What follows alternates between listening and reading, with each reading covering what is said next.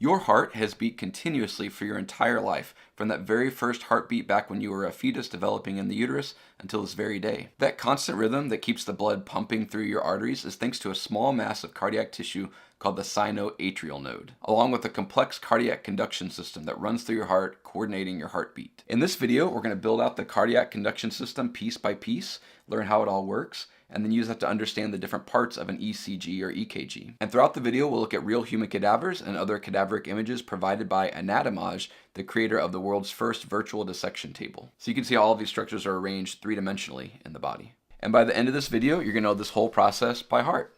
Well, by brain, because that's where memories are stored, but you know what I mean. Let's jump to the whiteboard and get started. So let's start by drawing out the heart. Here we have an outline of the main structure of the heart, on the cardiac muscle. We've got the right atrium and the right ventricle, and the left atrium and the left ventricle. And of course we have the right side in blue because it's low oxygen blood, the left side in red because it's high oxygen blood that's just come from the lungs. And remember, our blood is always red, never blue. That's just the colors we use in the diagrams. Blood is going to come into the right side through the superior and inferior vena cavas into the right atrium. It'll pass through the tricuspid valve into the right ventricle, and the right ventricle is going to pump it out through the pulmonary artery to go to the lungs to receive some oxygen. The blood is going to get back to the heart through the pulmonary veins and go into the left atrium. From the left atrium, it'll pass through the bicuspid or mitral valve into the left ventricle, and then the left ventricle is going to pump it very forcefully out through the aorta so it can travel throughout the rest of the body and deliver the oxygen and nutrients and hormones and all the other stuff that's in our blood. In between the left side and the right side of the heart, we have the septum that really divides the heart into those two halves. And here we can see in the Anatomage models, the right atrium and the right ventricle sitting sort of anterior to the left side, where we have the left atrium and the left ventricle. Now for the rest of the video, I'm going to assume you know those structures pretty well, but if you want a refresher, a whole lesson on all of that, check out my Pathway of Blood Through the Heart video. Links down below for that. Now in the heart, there's three different types of tissue that we're concerned about in this video. First, we have the cardiac conduction system itself. That's going to be in yellow on this diagram, and that's non-contractile cardiac tissue. In other words, these aren't muscle cells that are contracting. They're going to be more like nervous tissue that's going to be conducting signals throughout the heart. Second, we have the cardiac muscle tissue. This is going to be contractile tissue. It's going to be tissue that contracts and pumps blood, but it also conducts signals as well. The cardiac conduction system, which is just about 1% of the total kind of cells in here, that's going to conduct these signals very quickly, whereas the cardiac muscle, it'll take a little bit longer for the signals to pass through the muscle tissue itself. And the cardiac muscle tissue, that's going to be the vast majority of tissue in the heart. Now there is some non-conductive tissue in the heart, and that's going to be the fibrous tissue, and that's going to run from the atrial floor between the atrium and the ventricles. Now the fact that this fibrous tissue right there is non-conductive is very important. We don't want the atria and the ventricles to be contracting at the same time.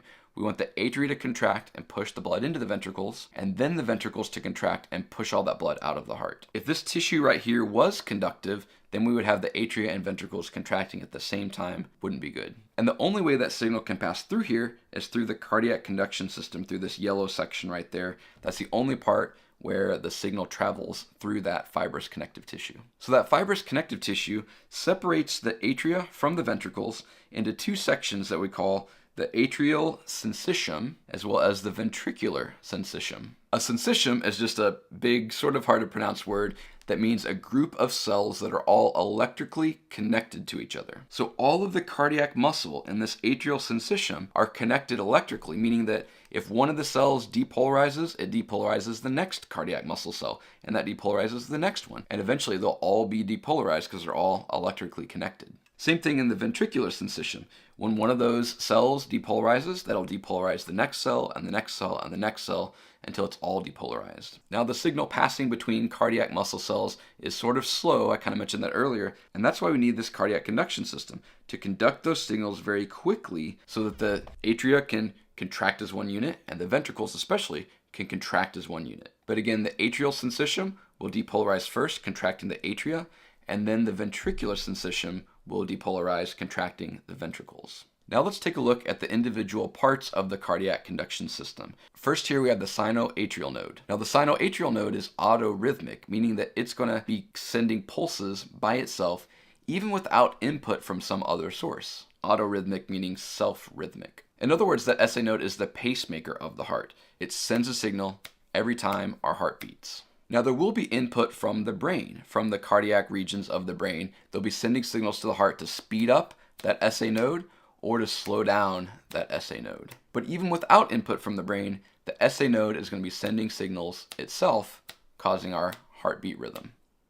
This consistent rhythm happens by increasing permeability in the SA node of sodium ions and calcium ions. So those sodium and calcium ions are slowly entering into the SA node, and it prevents potassium from leaving the cells in the SA node. So there's a slow buildup of positive charge over time as sodium and calcium come into the SA node, and then as soon as it reaches a threshold membrane potential, the SA node will send an action potential. Now the signals will eventually get to another node called the Atrioventricular, or AV node. More on that in just a moment. But next, let's talk about the internodal pathway. This is going to be how the signal transmits from the SA node to the AV node. And if you look at that internodal pathway, there's 3 branches of it, and they're all passing through the right atrium. Now on my diagram, they look sort of planar or flat with each other, but if we look on the anatomage images, we'll see that these are actually 3-dimensional, running through that right atrium, which we can see right there. So the SA node depolarizes, sends a signal through the internodal pathway to the AV node,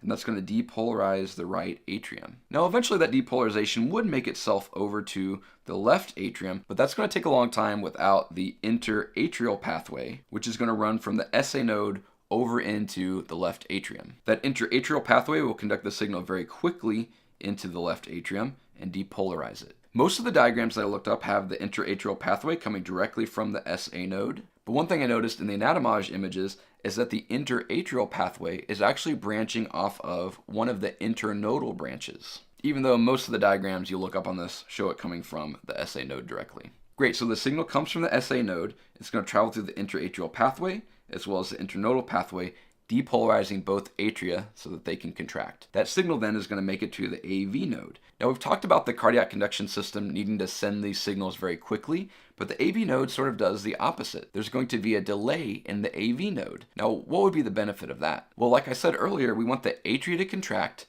before the ventricles contract. So that delay is going to really separate the atrial contraction from the ventricular contraction. That way we can get all of the blood from the atria to the ventricles, and then the ventricles can pump it all out. From the AV node, the signal is going to pass into the bundle of His, also known as the atrioventricular bundle. That bundle is immediately going to separate into the right and left bundle branches. Now, unlike the AV node, which passes the signal very slowly, the bundle of His and the bundle branches are going to transmit that signal very quickly down the septum of the heart. Also, as the signal is traveling through the septum, it's not going to be stimulating the ventricles to contract just yet. The ventricles will be stimulated to contract when the signal is passing its way back up. That's going to allow the pumping to happen from the apex of the heart on the way back up to kind of force the blood out through the pulmonary artery and the aorta this way. The tricuspid and mitral valves will also snap shut during this time to prevent the blood from backflowing into the atria. Now, extending out of the left and right bundle branches, we have something called the Purkinje fibers.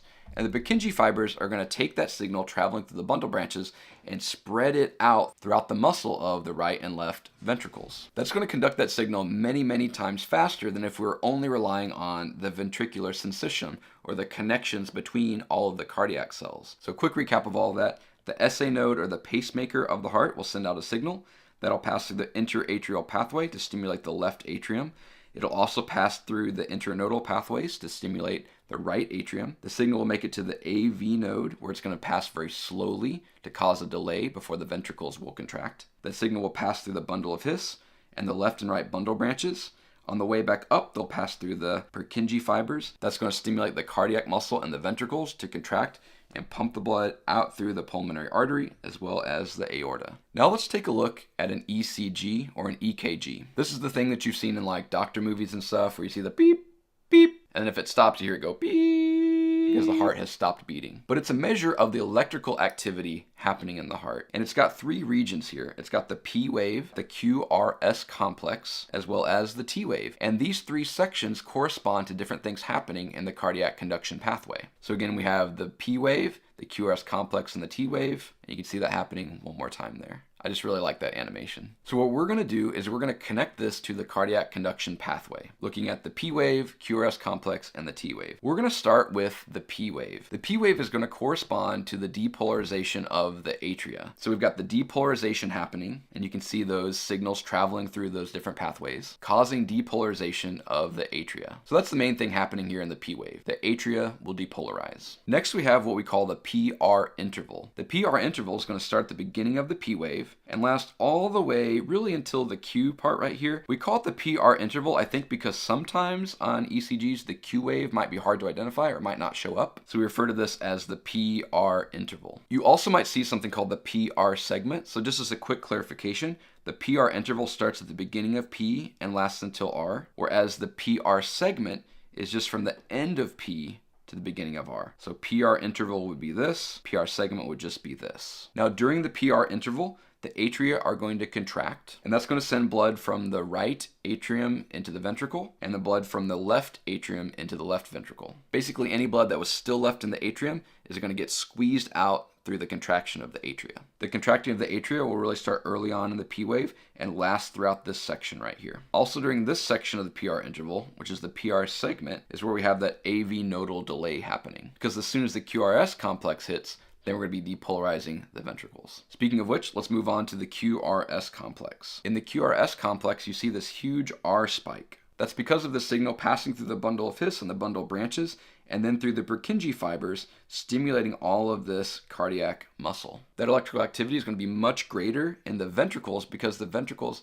have more cardiac tissue. They also have to pump the blood a lot farther. The atria just had to pump the blood from one chamber to another. The ventricles have to pump the blood to the lungs and then also through the aorta throughout the whole body. So they need a very strong contraction. So we need a lot of electrical activity to cause that to happen. So during the QRS complex, that signal is going to pass through the left and right bundle branches and through the Purkinje fibers. That's going to depolarize the ventricles. Also, the atria are going to repolarize. Repolarization is the opposite of depolarization. Depolarization is when tissue becomes more positive and in this case causes it to contract. Repolarization is when it returns back to its resting membrane potential and that muscle is going to relax and stop contracting. So we have depolarization of the ventricles as well as repolarization of the atria. Basically, ventricles contract, but the atria will be stopping their contraction. Now that QRS complex, that big spike in the R, is caused by the ventricles depolarizing. We can't really see the effect of the atria repolarizing on the EKG because it's sort of hidden by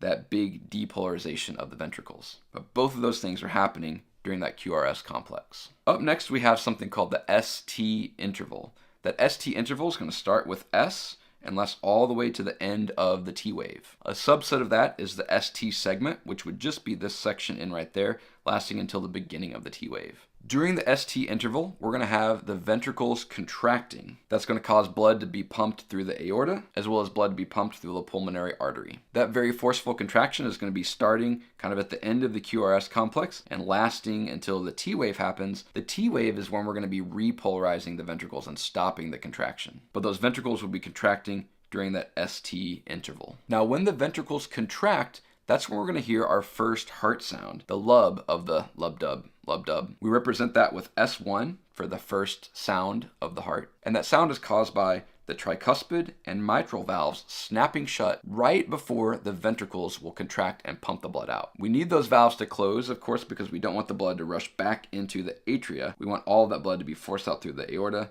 and pulmonary artery. So again, that first heart sound is going to kind of happen right around the end of that QRS complex as the valves are snapping shut. Finally, the last section of this is the T wave, and the T wave is going to be the repolarization of the ventricles, or in other words, sort of the turning off of ventricular contraction. After the ventricles are finished contracting, we're going to have the second heart sound, the dub of lub-dub. Just like the first heart sound, the second heart sound is going to be caused by valves snapping shut, but in this case, that's going to be the pulmonary valve snapping shut as well as the aortic valve snapping shut. So the ventricles are relaxing, and we don't want the blood that's been pumped out of the ventricles to pass back into them through the aorta or pulmonary artery. So we snap those valves shut to keep the blood out of the ventricles there. And that second heart sound is going to be happening kind of right at the end of the T wave, somewhere right in there. All right, so a lot going on in that process. Let's do a quick recap. We have the sinoatrial node where the signal will start. We have the interatrial pathway. The signal will travel there to depolarize the left atrium. We have the internodal pathway. The signal will travel through the internodal pathways to depolarize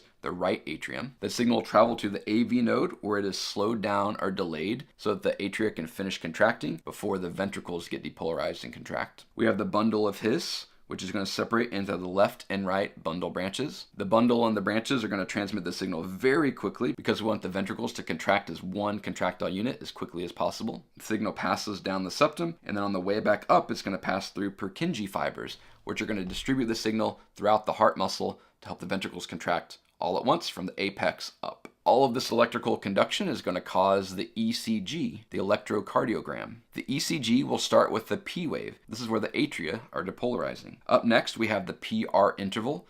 This is where the atria are contracting, and it's going to be pushing blood from the right atrium to the right ventricle, and from the left atrium to the left ventricle. Next is the QRS complex.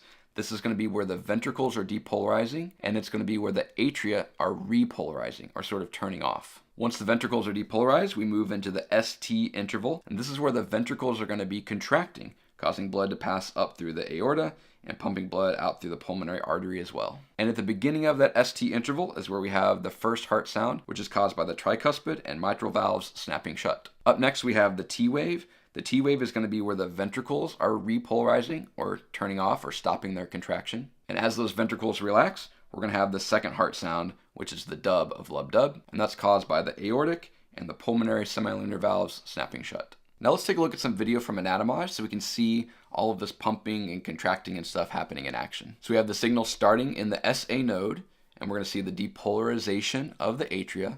The atria are going to be contracting, and it's hard to see that contracting of the atria. It's going to be much less forceful than the contracting of the ventricles later on. The signal's passing through the atria into the AV node, where we have that AV nodal delay. And then the signal's passing through the bundle branches and the Purkinje fibers, which is going to cause that QRS complex.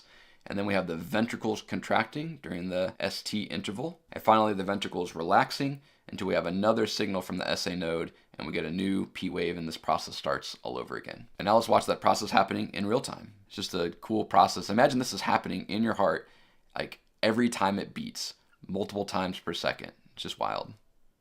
Now, the only way to really learn this stuff is to practice yourself. So here's the diagram that you can use. Pause the video, test yourself, see if you can label all the parts of the cardiac conduction system, as well as explain what's happening through the different parts of the electrocardiogram. And here's all that information back so you can check and see how you did. Thanks again to Anatomage for sponsoring this video. They make these amazing virtual dissection tables. They have a science table. They also have Anatomage lessons. Lots of awesome stuff. Go check those out in the website link below. And special thanks to my supporters on Patreon. Link in the description if you're interested in joining. All of my supporters on Patreon get access to the diagrams, both labeled and unlabeled, from all of my videos, including this one. Thanks for learning about the heart in this video. I've got more videos on the heart and cardiovascular system and other parts of the body, so check those out on the channel if you're interested. And may your sinoatrial node continue sending signals for years and years to come, and I'll see you in the next video.